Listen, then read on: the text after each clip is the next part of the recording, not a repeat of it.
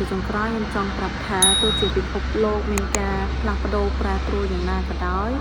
សេចក្តីសុខគឺវាកើតឡើងពីការគិតរបស់យើងនឹងឯងគ្រាន់តែផ្លាស់ប្ដូរការមើលឃើញរបស់យើងអ្វីក៏វាផ្លាស់ប្ដូរទៅតាមនឹងដែរយើងឃើញថារាល់ថ្ងៃហ្នឹងយើងអាចនឹងមើលឃើញពីជីវិតខ្លួនឯងដូចជាឃើញខ្លួនឯងបរាជ័យ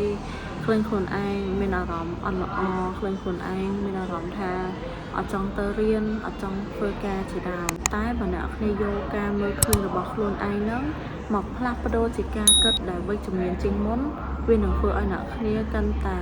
ចូលចិត្តនឹងជីវិតខ្លួនឯងនឹងធ្វើឲ្យខ្លួនឯងមានអារម្មណ៍ថាសំណាងនៅពេលដែលយើងបានរស់នៅបែបហ្នឹងថ្ងៃនេះនៅមានឧទាហរណ៍មួយចំនួនដែលចង់ឲ្យអ្នកគ្នាយកការមើលឃើញរបស់យើងហ្នឹងមកផ្លាស់ប្ដូរជាគំនិតវិជ្ជមានដែលធ្វើឲ្យជីវិតរបស់យើងវារស់នៅកាន់តែស្រួលអារម្មណ៍យើងកាន់តែស្រាលហើយសប្បាយចិត្តជាងមុនឧទាហរណ៍ទី1យើងឃើញថាខ្លួនឯងបរាជ័យប៉ុន្តែយើងយកការមើលឃើញហ្នឹងមកផ្លាស់ប្ដូរជាការគិតថាយើងទទួលបានអ្វីខ្លះពីភាពបរាជ័យហ្នឹងយើងបានរៀនសូត្រយើងបានយល់ដឹងពីភាពបរាជ័យហ្នឹងថែមទាំងទទួលបានបទពិសោធន៍ទៀតឧទាហរណ៍ទី2យើងមិនចង់ក្រោកពេលព្រឹកទេប៉ុន្តែយើងយកការមើលឃើញហ្នឹងមកផ្លាស់ប្ដូរថាយើងសំណាងណាស់នៅពេលដែលយើងបានក្រោកមកបានមួយថ្ងៃទៀតហើយឧទាហរណ៍ទី2ហើយខ្ញុំគិតថាអ្នកគ្នាអាចនឹងយល់ពីអ្វីដែលខ្ញុំនិយាយសំដៅ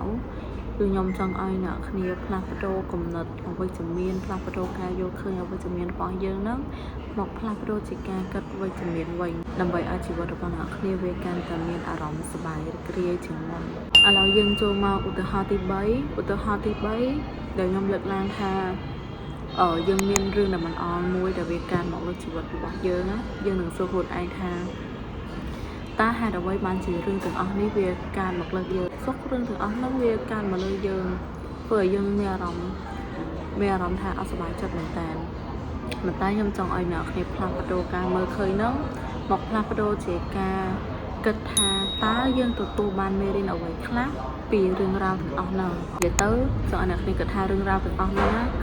គឺជាមេរៀនដែលធ្វើឲ្យយើងអភិវឌ្ឍខ្លួនឯងទៅមុខបានទៀតឧទាហរណ៍ទី4តើថ្ងៃស្អែកយើងនឹងធ្វើរឿងដដែលទៀតមែនខ្ញុំជឿថាមនុស្សគ្រប់គ្នាក៏អត់ចូលចិត្តធ្វើរឿងដដែលដែរដូចជាខ្ញុំជាដើមនៅពេលដែលបានធ្វើរឿងដដែលហើយយើងមានអារម្មណ៍ថាធន់មែនតើតែយើងយកអារឿងដដែលហ្នឹងមកផ្លាស់ប្ដូរដោយការគិតថាល្អហើយយើងមានឱកាសបានប្រឹងប្រែងបន្តទៀតយើងមានឱកាសបានធ្វើរឿងដដែលហ្នឹងចំណុចដែលវាមិនអន់យើងមានឱកាសធ្វើឲ្យវាកាន់តែល្អជាងមុនទៅទៀតបន្ទាប់មកយើងចូលឧទាហរណ៍ទី5ខ្ញុំជឿថាឧទាហរណ៍មួយនេះណាគេក៏មានដែរខ្ញុំក៏មានដែរមានអារម្មណ៍ថាអត់ចង់ទៅរៀនសោះអត់ចង់ទៅធ្វើការសោះប៉ុន្តែយើងផ្លាស់ប្ដូរអាការគិតរបស់យើងទាំងអស់ហ្នឹងដោយគិតថាយើងសំណាងត្រង់អីសំណាងដែលថាយើងបានរៀនបន្តសំណាងដែលយើងនៅតែធ្វើការបន្តហើយយើងក៏សំណាងដែលយើងនៅតែបានធ្វើនៅតួនាទីរបស់យើងឥឡូវយើងចូលឧទាហរណ៍ចុងក្រោយហើយគឺឧទាហរណ៍ទី6ពេលខ្លះយើងអាចនឹងមានអារម្មណ៍ថាហត់ណាស់ប៉ុន្តែយើងយកអាការមើលឃើញការហត់របស់យើងហ្នឹង